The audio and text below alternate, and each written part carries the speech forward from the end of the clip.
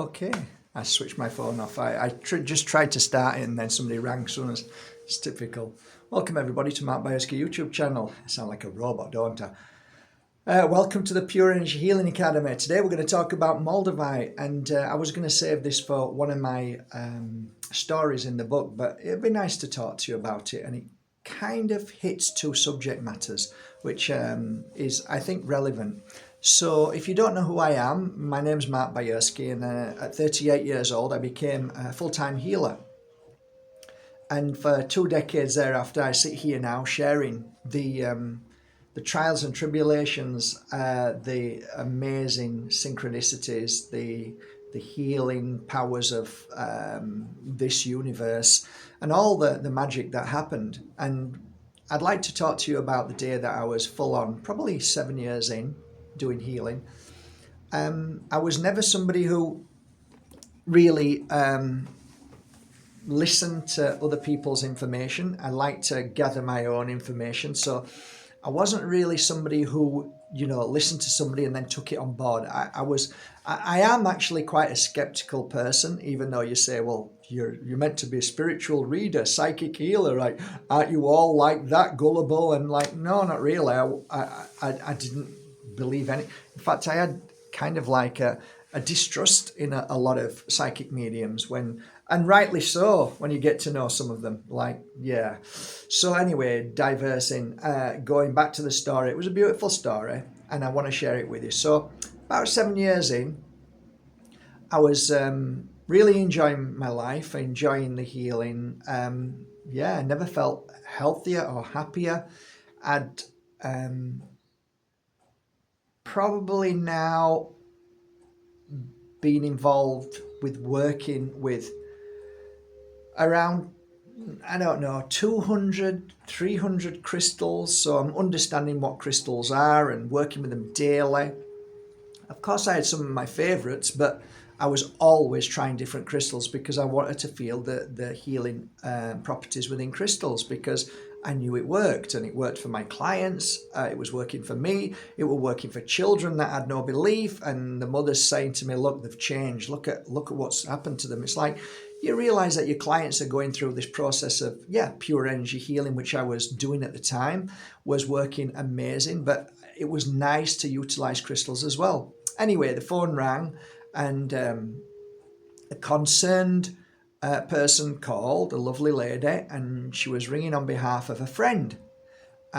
She is now my good friend. So she said, I'd like you to, if you don't mind, go down to the Costa del Sol hospital and go and see this lady. She's not in a good place. Can you help? And I'm like, yeah, sure, of course. So I normally grab, like if I'm doing hospital work, if I'm doing home health work, I'll normally take I had a box. It was actually an old doctor's box, believe it or not. I think I've got it in there, still got it. So I put all my crystals in there, which I feel I want to use when I'm there. This occasion, I only brought one, and it was a Moldavite. It was a big Moldavite. Really big. It was about 67 grams. So I was working on that crystal at the same time for a very famous worldwide singer who had heard about Moldavite, and she wanted me to buy a piece, work on a piece for a few months, which I always used to do, and then she'd buy it from me. So I was midway on working on this big chunk of Moldavite, and I just grabbed that, few other bits and pieces, because when you're in hospital you can't kind of use a smoke or anything like that. So I just brought a few things, and anyway, so gets in the lift, gets to the floor, goes in, asks to speak to the nurse. There's the lady here called so and so. I'm not going to say her name. We're friends now, so she'll know what I'm talking about. So I go in and I see this lady, and to be fair, she looked quite broken. She looked, I guess the word, lost in soul, lost in mind, lost in spirit. And as soon as I walked in and looked at her, I had a big smile on my face, because I used to smile a lot then. Not so much these days. I wish I hadn't lost that, but it's kind of gone a little bit these days after these 4 years. And you all know what I'm talking about, the challenges and stuff. But I had a big smile on my face because I was a full-time healer, and you always have a smile on your face when you're healing people. And I was like, nothing deterred me. Like, I had no issues with entity attachments in hospitals, never affected at all, just like a lot of nurses and doctors are. It doesn't affect them at all. Didn't me. This lady wasn't in a good place. Now, understanding I don't know why, I don't need to know why, I just need to heal the person. So I just smiled and I said, oh, I've come to get you out of bed and home as soon as possible. Let's crack on with it. That's how I used to speak. So she was Spanish. She understood English very well. And so basically started the healing session. Took the Moldavite out and placed it right on her heart chakra. And as I placed it on the heart chakra, I also took my other hand and placed it on her head. And, oh, by the way, I shut all the curtains, right? I don't want people looking. Shut all the curtains. And then start the healing. Now, I had my phone, right? And I put my music on. So what you're listening to now wasn't this music. I had a first piece of music many years ago that I always used to use. But it was a nice, gentle, quiet piece of music. So after the healing session, after 1 hour, you might want to know what she went through. She closed her eyes and it looked like, right, a guy once said it, a German guy once said it, he said it feels like you're being restructured from the inside. This is how it felt, what was happening to her. Something felt like she was being rebuilt from the inside. As you're healing, you sometimes can feel different emotion from your client, which is normally an out cry, which is normally the detox, the spiritual detox. So it's a coughing, which is purging and clearing out the heaviness, or hiccups, or laughter. That's also another one. Crying, lots of noise, lots of heavy breathing. With this lady, it felt like whatever was happening is she knew inside, and she was utilizing that energy to rebuild something that felt like it was broken. So after I gave her the healing session, she opened her eyes and she, you know, them kind of smiles that you give somebody, and it's kind of a smile that says, with all my heart, thank you. That's the kind of smile it was. And I was fairly used to that. So I held her hand and said, you know, I'm always here if you need me. I gave her a kiss and said, you'll be fine. And then for some reason, I left the Moldavite on her heart. And bear in mind, this is many, many years ago. This crystal is worth, I was selling it cheap to the lady, but it was worth minimum then $3,000 minimum. Money wasn't really the issue back then, but I left her that crystal, and for a little moment I thought, oh, it's $3,000, and then I said, oh, shut up, Mark. That's that brain kicking in. And then I went and left the crystal. Now, I didn't know whether I was coming back, but my consciousness did. So I went away and I'm thinking, she's, you know, like your mind always kicks in stupid things, right? And always what ifs and whys and all that. But my consciousness just told me to shut up, right? So I cracked on my work, went back. I had 3 or 4 sessions after this lady. I think I went to Belmadina, and then I came back to the to Tickle Pink upstairs where I worked, and then I had another client at the very end of the night. Then at the end of the night, Isabel called and she said, oh, my friend is doing a lot better. Would it be possible if you could go back tomorrow?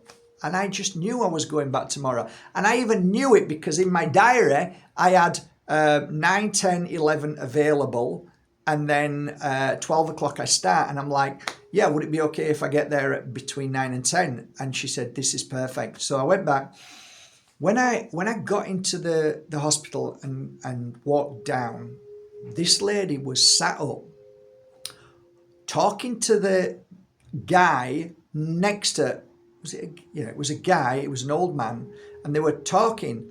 And he smiled when I came in and she smiled. Now, they were Spanish, so I didn't know what they were saying. I wasn't brilliant at Spanish, but they were both smiling. Anyway, so I started to do the cover around, and the guy said, would you leave the cover open?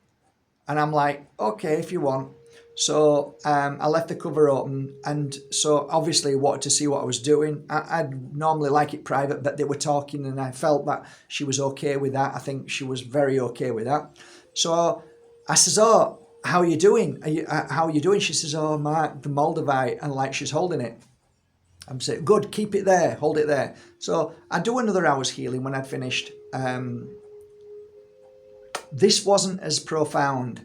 This was just like confirmation to her that everything's okay. So the real work was done the hour before, the day before. That was the real work. And then through the night, it was continuing healing. But when I came, it was like, okay, it doesn't feel the same. It's always different anyway, but it didn't feel the same. But this time I took the Moldavite halfway through and held it in my hand and placed my hand up on her head. And there was just a moment where I heard a crack. And normally, this is normal. If you're a healer, you'll know this. Sometimes you can hear cracks, right? And that is the physical body releasing, and sometimes it can crack. And I heard the crack, and she felt the crack because she said to me after, I felt the crack. Then I realized that she'd done something to herself.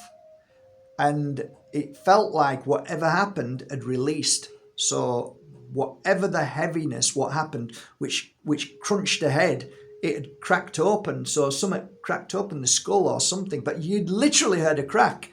So that were interesting. When I'd finished, I'm like, okay, this lady's okay now. she's doing fine. So we finished and she smiled. She was very different this time. She was more in control.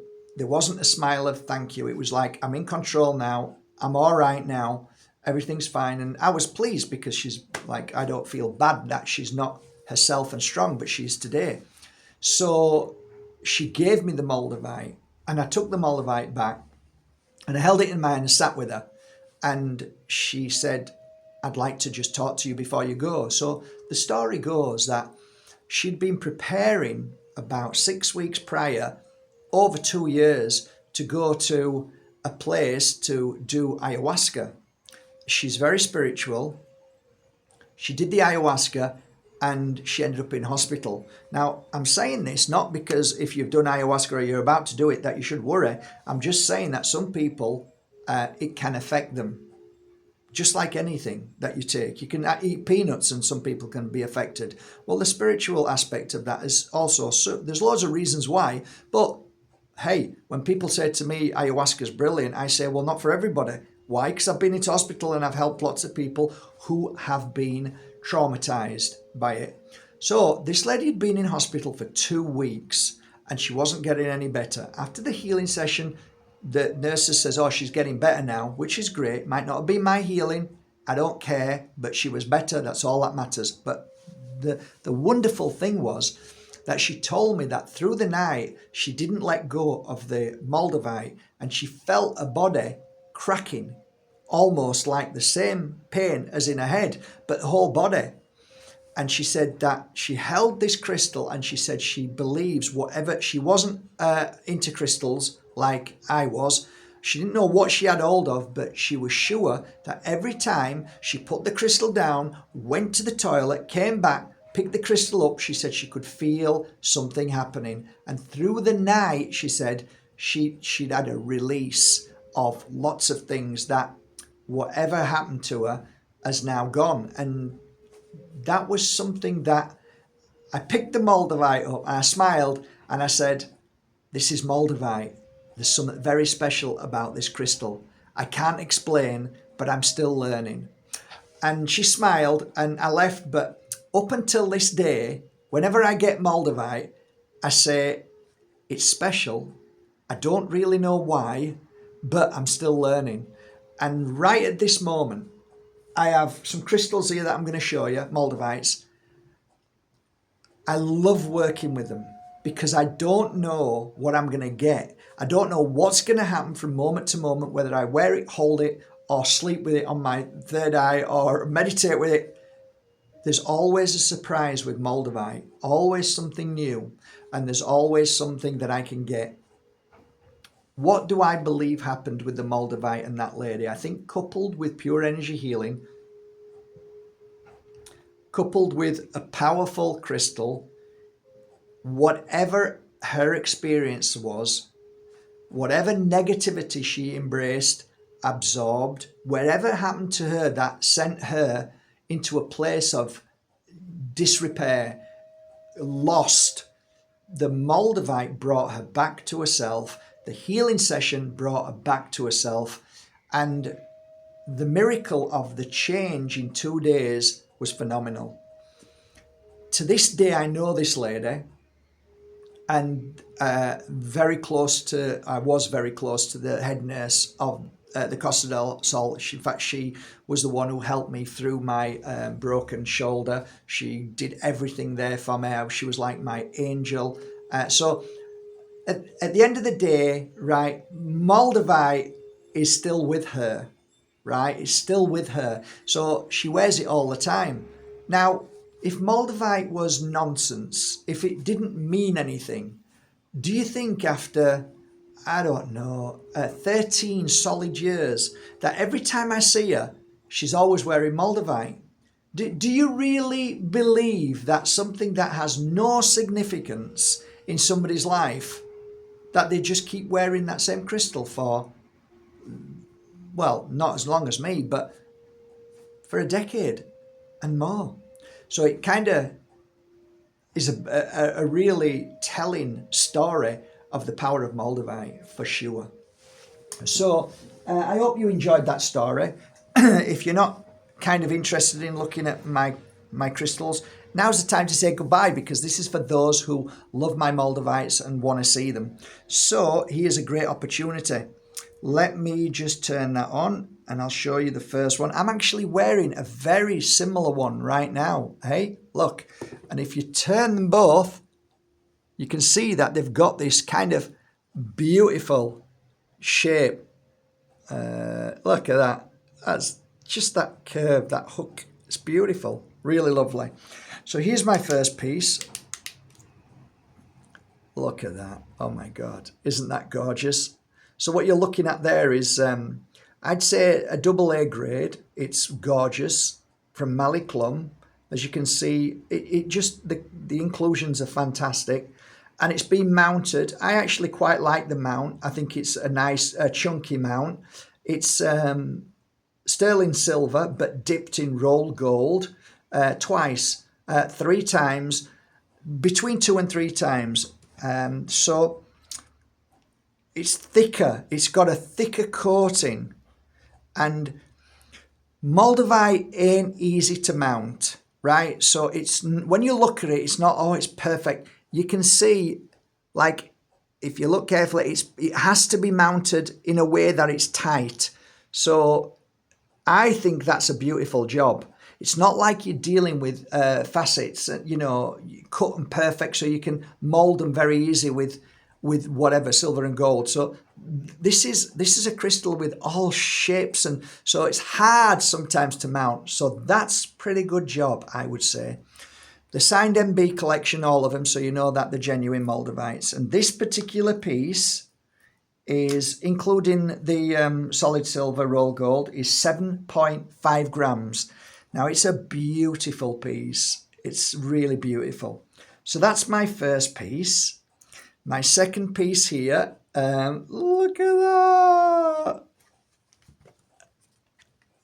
Not bad. It's a lovely way to mount it. It's balanced really lovely. These, my beautiful Balinese jewellery makers are very clever. First of all, they have to find the balance. They have to find where it balances. So there's a lot of work goes into it. This is called a cross T-bar.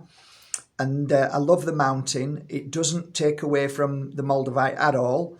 And again, it's in sterling silver and dipped roll gold. Okay, so that one is 6.8 grams.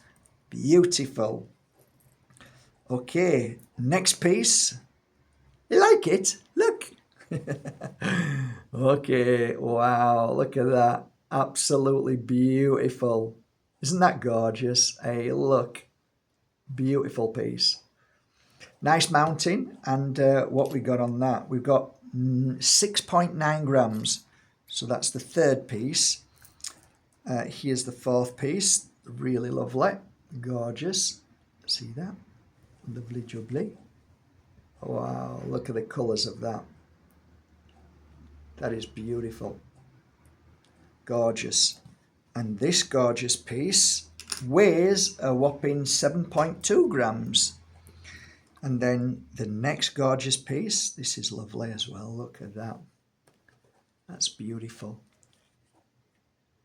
Gorgeous. Look at the inclusions. Look at all the beautiful Moldavite cavices, gaps, and all what makes it so special and unique. That's gorgeous. That one is 7.2 grams. Here's the next beautiful piece. Ooh, lovely. Love the shape of that. Really beautiful. Isn't that gorgeous? Can wear it both ways. It does not matter. There you go. And that one weighs a whopping 8.3 grams. And now this beauty, look how different and unusual that is. Look at the coloration in there. Look, so many beautiful different shapes within the shape. It's like this is where the water has, over the thousands of years, just run through it and caused these beautiful cavices, and it's just gorgeous. Absolutely beautiful piece, that. And that one is 7.3, all beautiful big pieces. And finally, this is my final piece. That gorgeous as well. Lovely. Really beautiful. Wow. That's beautiful. And that one is 6 grams. So between 6 and 7.3 grams. Beautiful. Gorgeous pieces.